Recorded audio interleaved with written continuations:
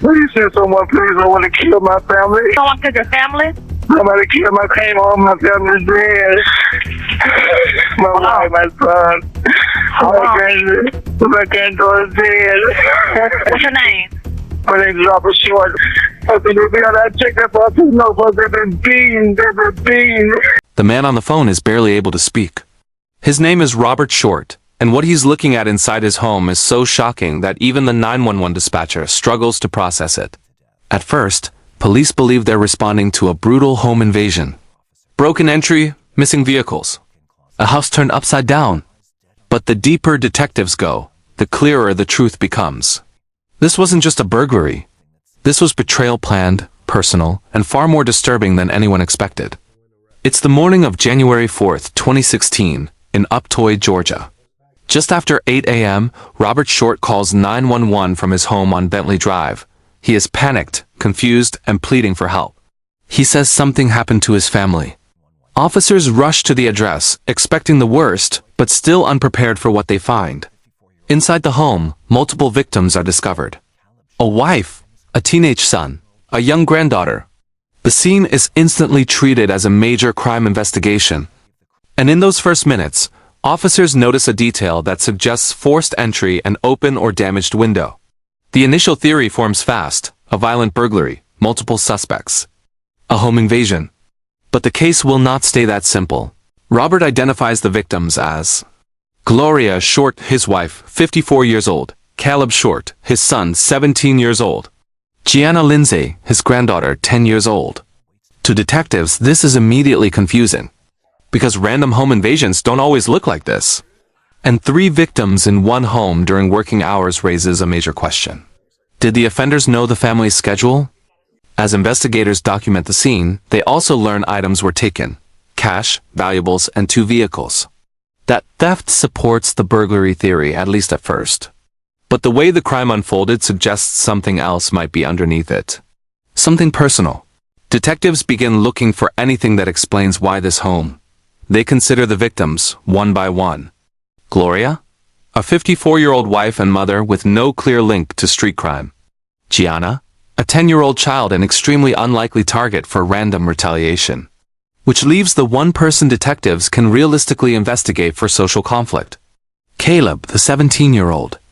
Teen relationships can be complicated: friend groups, arguments, jealousy, and pressure to impress.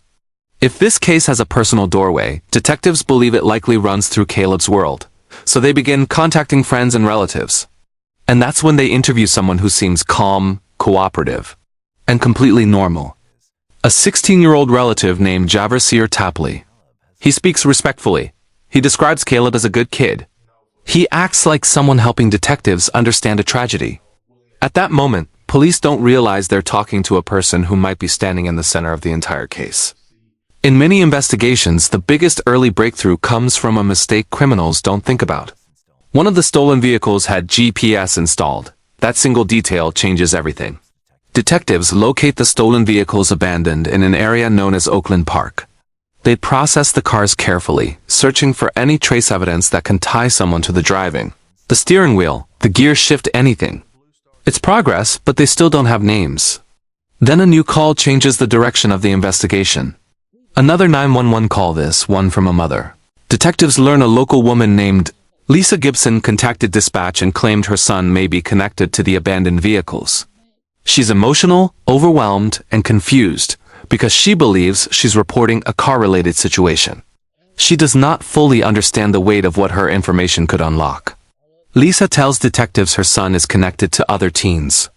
Names start to surface. One name keeps floating to the top: Raheem Gibson. Another name appears too: Marcos. Detectives now have a workable direction. If these teens are connected to the stolen cars, they may also be connected to the home invasion. But they still don't know the most important piece: who was the mastermind? Who planned it? Who chose the short home? Detectives interview Marcos, who appears nervous but willing to talk.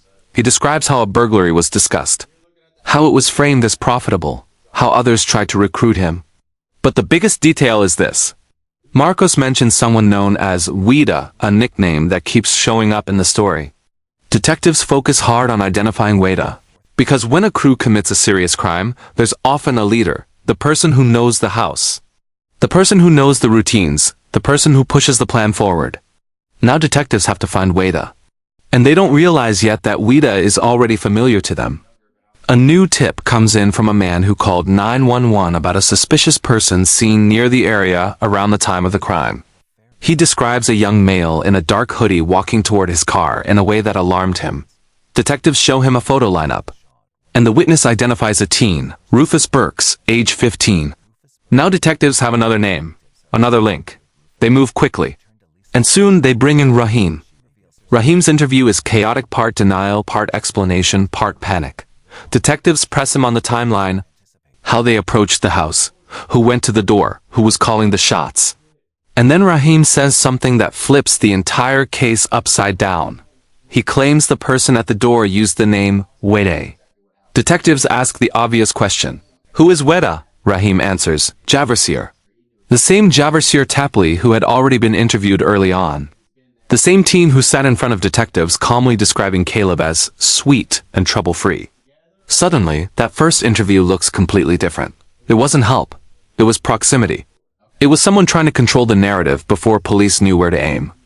Detectives dig deeper into Javarsier's connections.